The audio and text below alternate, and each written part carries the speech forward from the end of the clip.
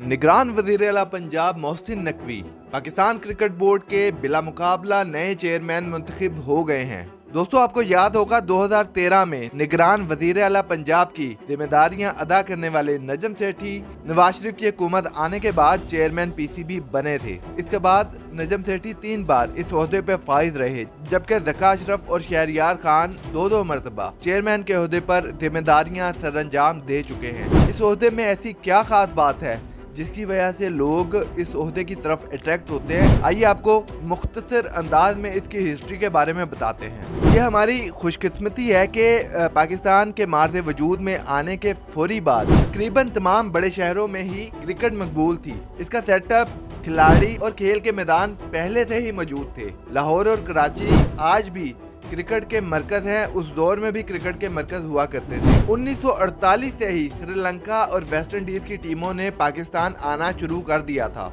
जिसके बाद बीसीसीपी के नाम से एक इदारे को तश्कील दिया गया जो क्रिकेट के तमाम मामलात को संभालता था, और इसके पहले सदर नवाब अख्तर हुसैन खान को मुकर्रर किया गया। मुल्क में जब भी कोई हुकूमत तब्दील होती या तख्ता उल्टा जाता तो क्रिकेट बोर्ड भी इसका शिकार बनता। ये बात सुनने में तो मज़ाहिका खेज मालूम होती है, ताहम रवायत यही रही है। नवाब इफ्तिखार हुसैन खान से लेकर आज तक तकरीबन इस ओहदे के साथ ऐसा ही कुछ हुआ है। माजी में एक जनरल जाहिद अली अकबर बोर्ड के चेयरमैन के अलावा वापडा के चेयरमैन भी थे। वो अरबों रुपए की खुर्द बुर्द करके बैरून मुल्क चले गए और तकरीबन 10 से 12 साल बाद इन्हें इंटरपोल की मदद से वापस बुलाया गया। तब उन्होंने करोड़ों रुपए मुल्क को वापस करके अपनी जान छुड़ाई। मैं यहाँ ये भी बताता चलूं कि जब एक लेफ्टिनेंट जनरल सफदर भट्ट को बोर्ड का सरबराह बनाया गया तो उन्होंने अपने बयान में कहा था कि मैं क्रिकेट तो नहीं जानता, ना ही कभी खेला हूँ, लेकिन कोशिश करूंगा कि मैं इस खेल से वाकिफ हो जाऊँ।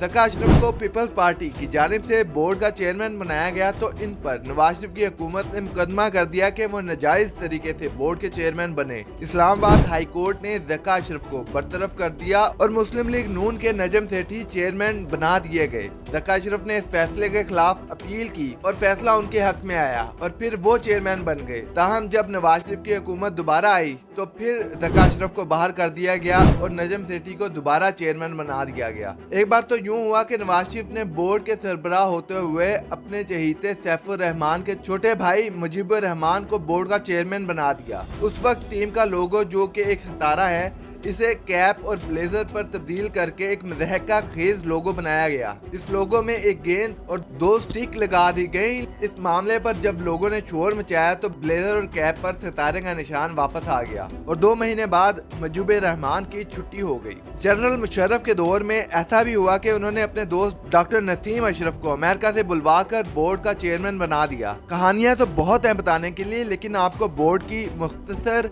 हिस्ट्री बताई है। बात करें माजी करीब की तो सितंबर 2021 में रमीज राजा ने बोर्ड के चेयरमैन का ओहदा संभाला था।